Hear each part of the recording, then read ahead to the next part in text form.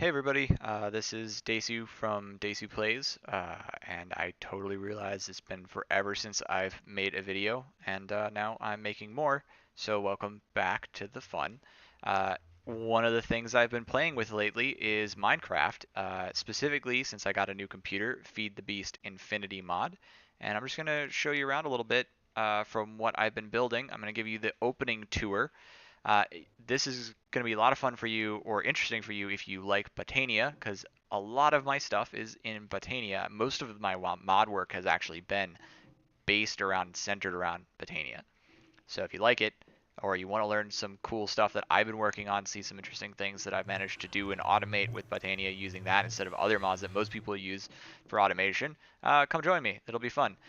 But for this first video, I'm just going to kind of give you a tour of everything that I've been building structure-wise, like what the layout is, what I've been doing, the philosophy of the build that I have, and my kind of amusing ideas. So uh, this is my laboratory of unethical science, as I originally named it when the server had a few more people on it.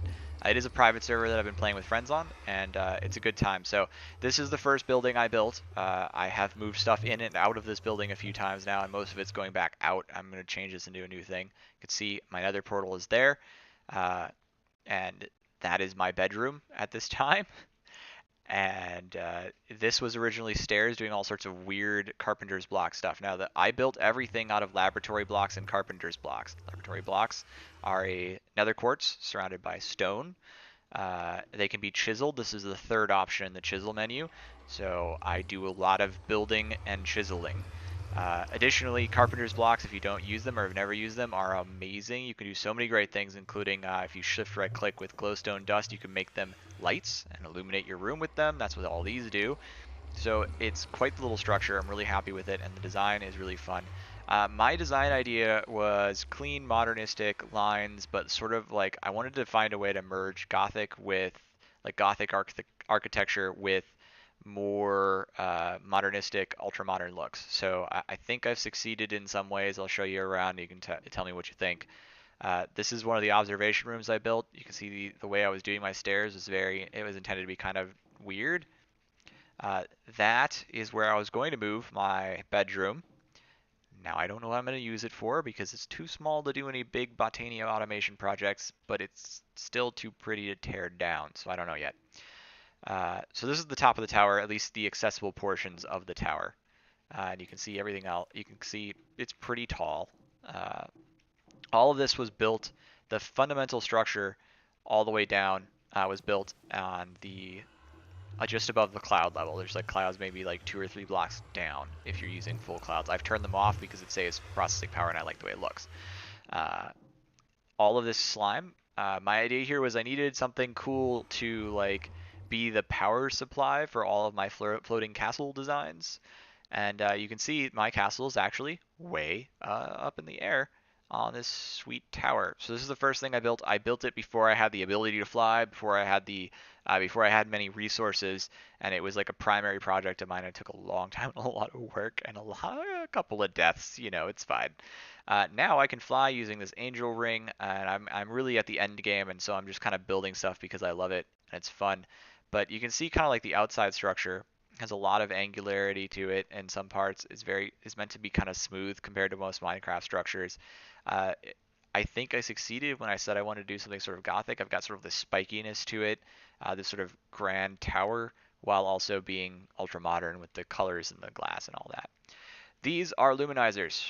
If you don't know what they are and don't know how to use some of the Botania stuff and want a like good introduction, I watched a ton of Jancy's videos, which I will try to find and link in the description for you because they were really concise and really helpful. Uh, and as I said, I'm going to go into some significant detail on some of the advanced constructions I have. I'm not going to really spend a lot of time on the basics of Botania since I'm going to expect that if you care, you'll find somebody who's already done that.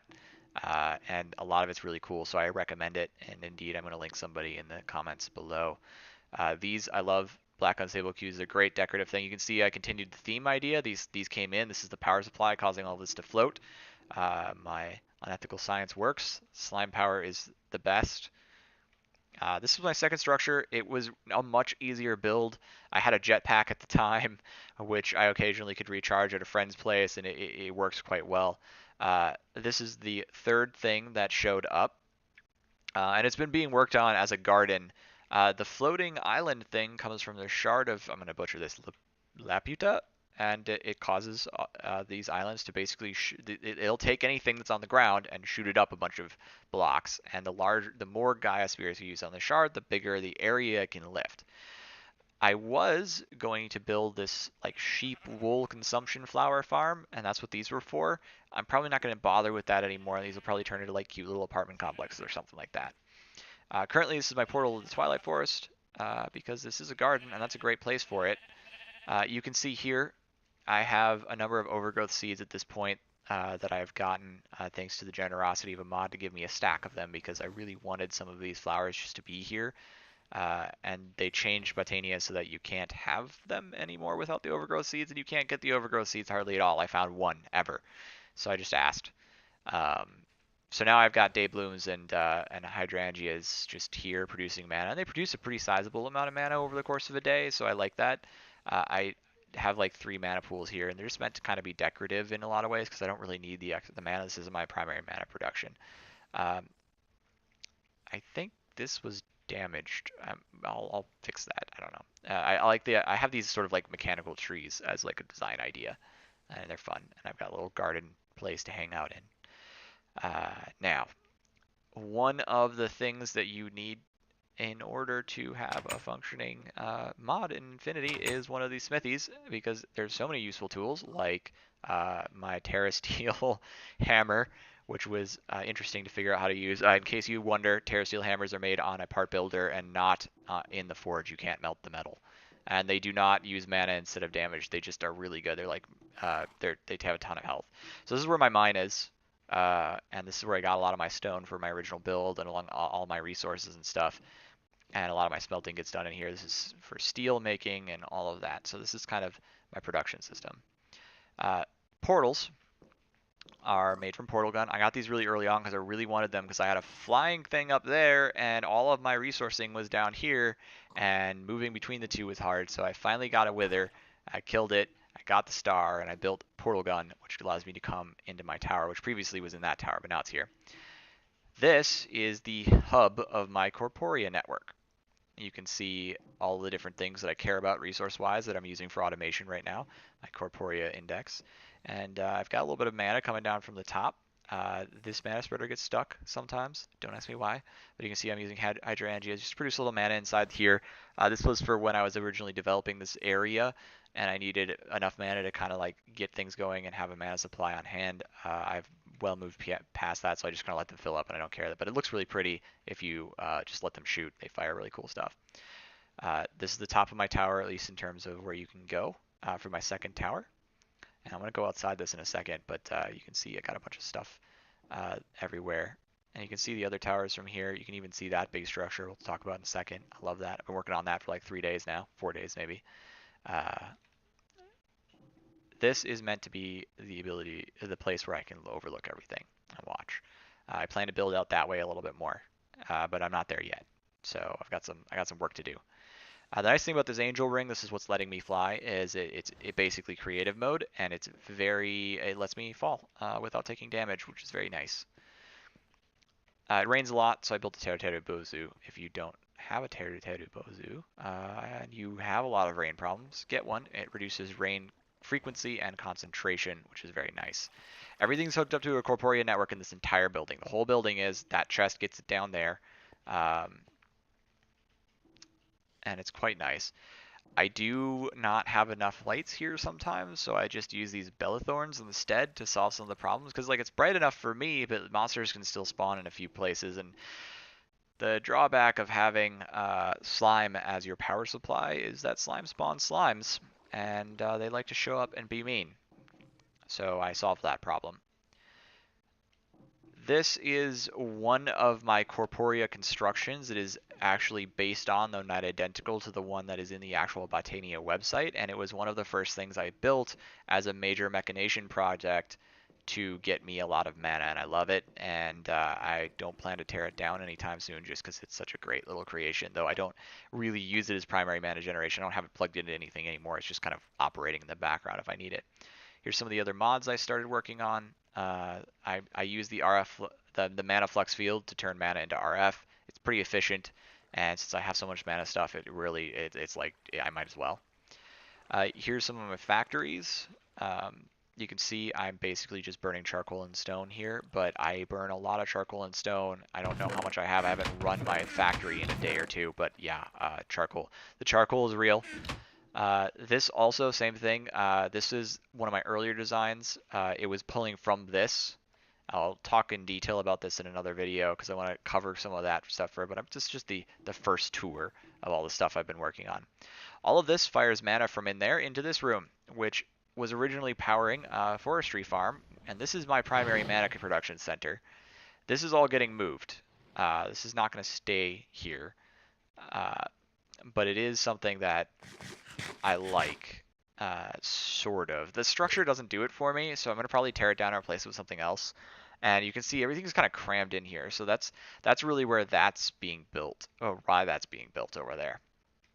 But I've got this whole thing in here, and you can see there's butterflies spawning because it's from the forestry mod. I've got Egger Carnations to speed it all up, and I have it turned off right now. I'm gonna turn it back on just so you can see how it works, because it's kind of fun. Active without signal, that should do it. So in a second here, all of this should start operating again, and away it should go. I think. Hold on. Maybe? Active redstone with active without signal. That should be a yes. Yep, there we go. Okay, you can see it's pulling everything in. So in a minute here, it should probably cut down all these trees. And then the trees themselves, they get cut down, they get eaten by the farm, pulled up through this network of tubes into chests that are part of my Corporea network. The Corporea network sends it all the way back there.